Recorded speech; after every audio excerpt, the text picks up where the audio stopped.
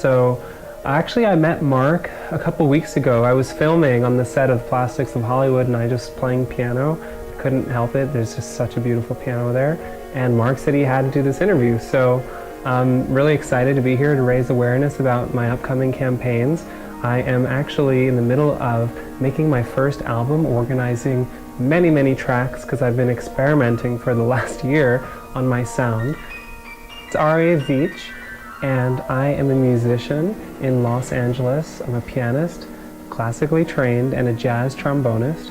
And recently I've been putting together a first album, working together both the classical piano and jazz trombone with electronic music and some DJ skills. And super excited to be here to tell you a little bit about my story.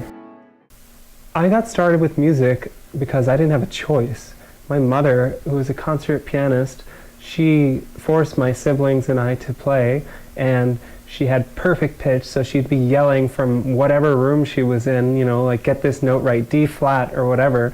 And so we were always practicing as kids in the house, and I don't know if we ever lived up to her expectations, but we certainly learned so much about musicality, emotion in music, and not just the discipline required to actually perfect pieces and what it actually takes to accomplish something like music or any kind of sport or hard work.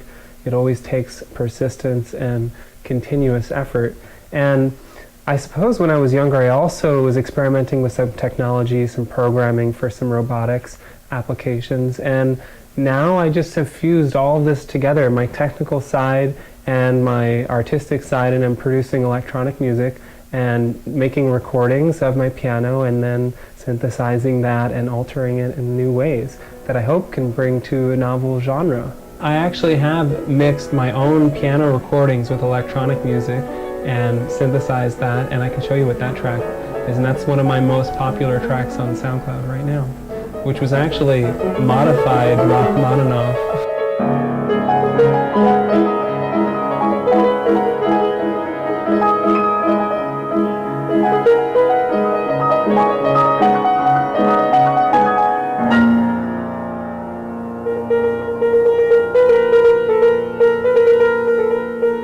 Sometimes when there's a classical piece that I really love, I want to actually put that into an electronic form or some kind of dance music so that people can find classical music to be accessible actually in a new media.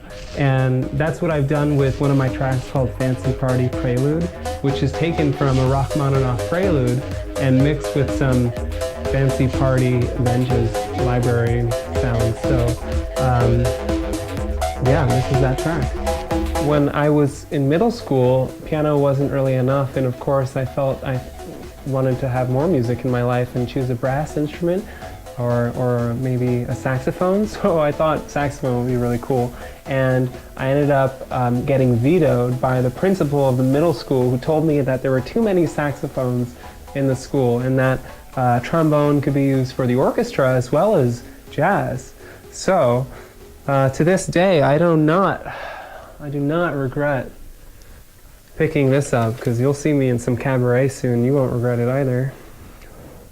So yeah, to this day now I love my jazz and my brass instrument because it just gives me that fierce feeling when you play in an orchestra, just like that charge coming from the brass section. Yeah, that's coming from me. And I sat first chair for most of my life and actually toured a little bit in some orchestras. When I was at Cornell University, we actually performed in Berlin. So we went on tour and I saw the Philharmonic there as well. And yeah, I've toured actually playing trombone, not just piano. And it's a big part of my life, so I hope to continue it.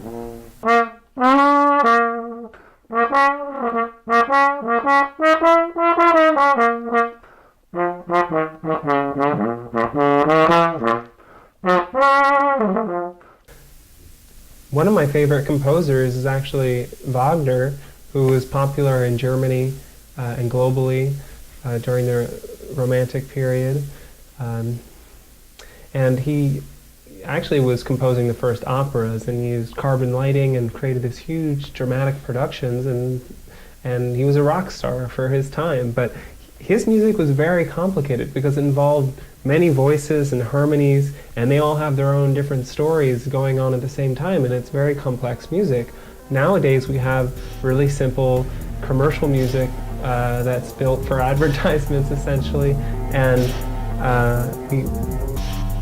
the music is usually very simple chord structure. So when I'm composing classical type music, or when I'm composing music in general, I'm actually always inspired by the ideas of Rachmaninoff and Wagner and Ravel, who use all these harmonies. But for commercial music, we've got to make a hook first, or work on a beautiful melody.